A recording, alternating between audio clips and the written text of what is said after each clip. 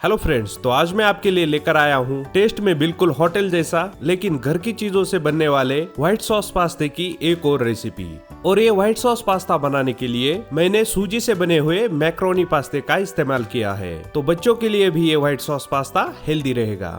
तो चलिए आज के हमारे व्हाइट सॉस पास्ते की रेसिपी हम शुरू करते हैं। तो सबसे पहले हम पास्ता बॉईल कर लेते हैं। तो 1 कप यानी 250 से 300 ग्राम पास्ता बॉईल करने के लिए मैंने यहाँ पर कढ़ाई में आधे लीटर से थोड़ा ज्यादा पानी बॉईल करने के लिए रखा है। अब इसमें ऐड कर लेते हैं 2 टीस्पून ऑयल और साथ ही आधा टीस्पून नमक। तेल और नमक ऐड करने के बाद इसमें ऐड कर लेते हैं 1 कप पास्ता। और पास्ता इसमें ऐड करने के बाद इसे एक बार चला ले ताकि ये पास्ता बॉईल होते समय एक दूसरे से चिपकेगा नहीं। तो अब आपने ये पास्ता 6 से 7 मिनट के लिए बॉईल कर लेना है। और ये पास्ता बॉईल होते समय आपने बीच बीच में इसे इस तरीके से 1-2 बार चला लेना है। तो यहाँ पर लगभग 7 मिनट हो चुके हैं और ये पास्ता अब ट्रांसपेरेंट बन चुका है। इसका मतलब ये अब पक चुका है। फिर भी हम इसे चेक कर लेते हैं। तो ये देखिए, ये पास्ता अब 90% तक पक चुका है और हमें पास्ता बॉईल करते हुए बस 90% ही पास्ते को पका लेना है। तो अब हम ये पास्ता झारे से एक छन्नी के अंदर निकाल लेते हैं।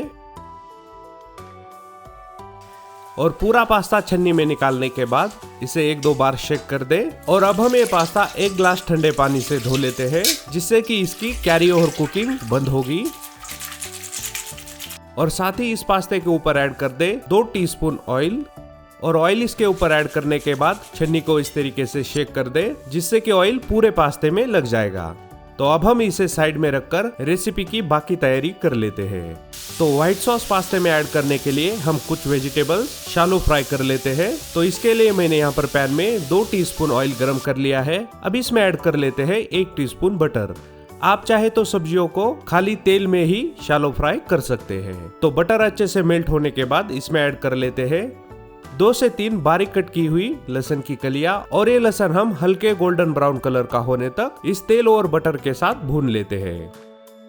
तो लहसुन को 1 से 1.5 मिनट तक भूनने के बाद अब इसमें ऐड कर लेते हैं इस तरीके से मीडियम स्क्वायर में कट किया हुआ प्याज। और ये प्याज भी थोड़ा सॉफ्ट होने तक हम इसे भी बटर और तेल के साथ भून लेते हैं। तो यहाँ पर आप देख सकते हैं अब ये प्याज भी थोड़ा सॉफ्ट बन चुका है।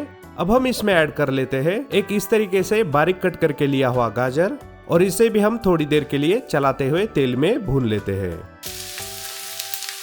तो ये गाजर भी थोड़ी देर के लिए तेल में भूनने के बाद अब हम इसमें लास्ट में ऐड कर लेते हैं आधी कट की हुई शिमला मिर्च। और ये शिमला मिर्च भी हम थोड़ी देर के लिए भून लेते हैं। और साथ ही इसमें ऐड कर ले स्वादानुसार नमक, जो कि मेरे से यहाँ पर इसमें ऐड करना रह गया था, तो मैंने इसमें बाद में नमक ऐड कर लिया था। तो इस तरीके से आपने शैलो फ्राई करते हुए सब्जियों को 70 to 80% ही पका लेना है। तो अब हम इसे भी साइड में रख देते हैं और इसके बाद हम पास्ते के लिए व्हाइट सॉस बना लेते हैं। तो व्हाइट सॉस बनाने के लिए मैंने यहाँ पर पैन में 2 टीस्पून ऑयल गरम कर लिया है।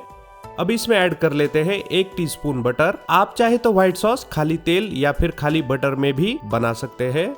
तो ये बटर मेल्ट होने के बाद अब इसमें ऐड कर ले 1.5 से 2 टीस्पून मैदा। और ये मैदा तेल और बटर के साथ चलाते हुए मिक्स कर ले।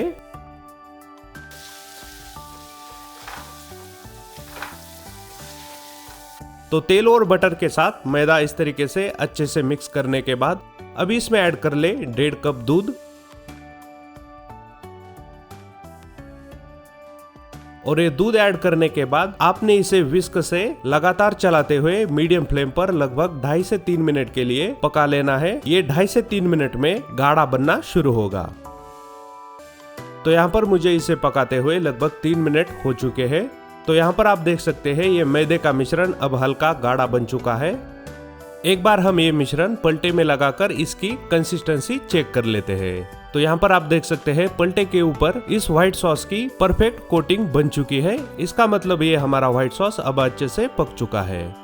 अब हम इसमें ऐड कर लेते हैं हमने शैलो फ्राई की हुई सब्जियां और साथ ही बॉईल किया हुआ पास्ता।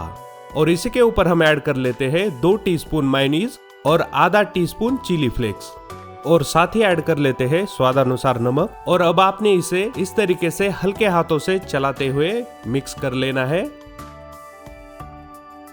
तो व्हाइट सॉस के साथ पास्ता मिक्स होने के बाद अब हम इसमें ऐड कर लेते हैं एक कद्दूकस करके लिया हुआ चीज का क्यूब। आप चाहे तो इसमें मोजिला स्प्रेड चीज भी ऐड कर सकते हैं। और ये चीज इसमें ऐड करने के बाद अब हम इसे दोबारा हल्के हाथों से एक साथ मिक्स कर लेते हैं। आपने भी व्हाइट सॉस के साथ पास्ते को बिल्कुल इसी तरीके से हल्के हाथों से मिक्स कर लेना है।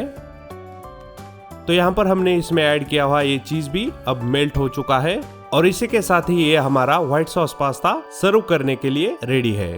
तो ये व्हाइट सॉस पास्ते की रेसिपी आप घर पर जरूर ट्राई करें और आपसे ये व्हाइट सॉस पास्ता कैसे बना ये कमेंट करना ना भूलें। तो चलिए मिलते हैं नेक्स्ट वीडियो में और एक नई रेसिपी के साथ।